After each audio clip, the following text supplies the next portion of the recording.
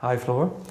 You're now a full-time member of Nightwish.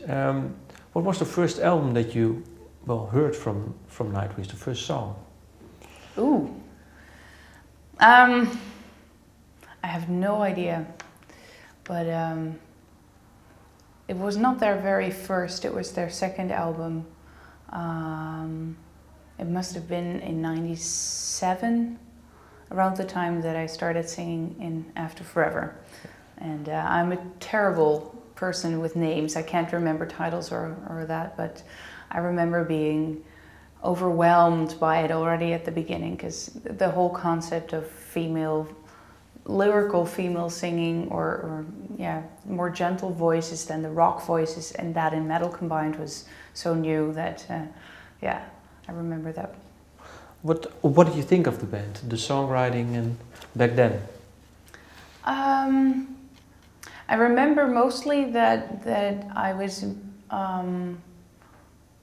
impressed by Daria's voice. I really liked her style, plus the use of a lot of keyboards. They had a lot of fast melodies and a little folky sound that I didn't and still not really have heard ever before. I think, and even back then I think the songs were already really, really good, but with every album written by Nightwish, it became better. I think that's part of the reason why they grew so big. The songs are just really good. Well, you already mentioned After Forever. You've been in this band for 12 years. Being in After Forever and seeing Nightwish, they released albums too. They toured the world too. Did you meet each other? Did you talk to each other? We even toured together back in 2002. They had their Century Child European tour, and we supported them for a few weeks in Europe. That was also the first time that we met. Yeah. And we always had an exceptionally good connection. Both bands really worked well together, so we always stayed in touch. So whenever they would play somewhere around the Netherlands, I would come and see them, or we would go as band, and I'm sure we met a few times in festivals as well. So we were in the same world. Okay. Well, then after Tarja, they had a new singer, Anette. Mm-hmm. What do you think of the albums with her? I think they recorded 2 with her. 2, yeah. What do you think of her singing style? I don't want to give personal opinions about voices, because whatever I say, it's never really correct, and it's for everybody personal, but I like the different twist that she gave, a different sound, in order not to replace Daria and her style. So I understood that choice, and both albums, I think, musically are amazing, really, really great. Well, in October 2012, you were contacted by Nightwish. Can you describe how it went? Yeah, it was a little bit before. It was September, okay. Still end of September. It was my sister's wedding day, actually. And I got a message from their management if we could talk. And I was like, yeah, but maybe not now. What did you think?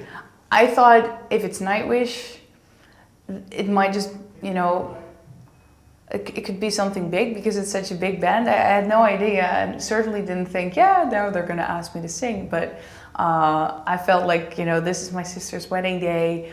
I want to focus on that and do it tomorrow. No problem, I got a message back. Maybe 1 hour later, I got a message, we just wanted to ask you if you would be available for touring. Just wanted to ask. Okay, now I'm gonna call, see what it's all about. That was initially for a tour in South America and Australia. What did they tell you? Why did they ask you for this tour? What? Well, they had a pregnant singer who couldn't do those tours. Yeah. So they were just checking if I could do it, in order not to have to cancel the tours because she would be too far in her pregnancy. But 1 week later, they called, okay, come now, because our bomb just bursted, and so I had no time to prepare at all, because I was just thinking about the possibility and didn't even know if I could do it later on, so I didn't check any of the songs. There was no need for that. And then 1 week later I was already sitting in an airplane with the text printed and the music on my headphones, trying to memorize it because I was familiar with their music. I never heard their latest album, plus being familiar is something else, and know word by word and when to sing what, and so yeah, that was a Saturday. But did they tell you why they contacted you? Or did it? What they told me was that they all thought of me first. Who could do this? Let's see if Floor's available. So. But you, the year before, you had a nervous breakdown. How far were you in your healing process? Were you already? I was doing well at that moment, but they shouldn't have called me a month earlier. Yeah, that would have been more like I don't know. And what every burnout patient has, even a year after, the first time you do something that you've done the last time when you were in your burnout is scary and brings an insecurity with it that it's very strong. It's weird because you've always done it, but then slowly you did it while being burned out, then you don't do it for a while and you start doing it again, whether it's performing or later on other things that are involved in my line of work. I did already start teaching again. That was what I did almost full time next to picking up the songwriting for Revamp. But performing, and maybe the good thing about being that everything had to go so fast was that I had almost no time to think about any of my fears. Oh my God, I have to be on stage with Nightwish. Oh my God, I have to be on stage in general. So all I was thinking of was I have to sing those songs right. And I don't want to let anyone down. And when that worked, I slowly grew back into being more confident, and the huge confirmation, like we like you, that I got from both the guys in my band and their management and people around the band, plus the Nightwish fans, was so overwhelmingly great that I didn't have to fear my burnout or any of the maybe not so well recovered elements of it. I felt 100% back into my old energy. So it even helped you recover? I think so, yeah, definitely, yeah. Yeah, and I mean, along with burnout comes a lot of doubts about everything. There are a lot of people who actually change their line of work. But you start hating it. Even I hated everything about music and music industry. I just couldn't do it anymore. That really is a burnout thing. It's not necessarily that you think like that. It's just how you grow into your state of being, I guess. And the confirmation of, yes, but how could I ever think I wanted to change? This is where I'm born for. It was really strong. When do you have maybe some special moment that this feeling came about when you were touring with Nightwish? So many moments, but okay. I guess a song in particular where I feel a whole line of emotions is Ghost Love Score.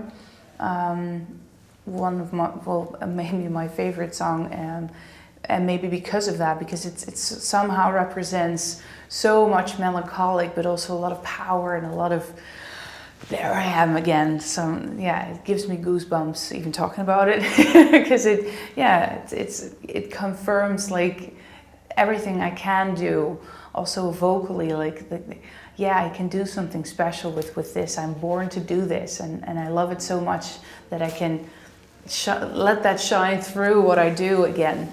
It's as an artist, I guess, and especially as a singer, you can sort of transmit feelings. And if you feel them so vividly yourself, and the music is so well written, regardless of where the lyrics are even about, you just tell your story or tell a story.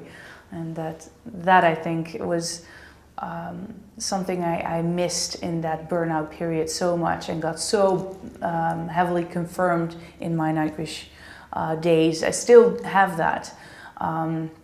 Also because it was a new thing, and when, you know, everyone was of course very frightened in the beginning. Nightwish was put into a very difficult position, and I was put into a very difficult position, and together we kind of had to see if we could do it or not.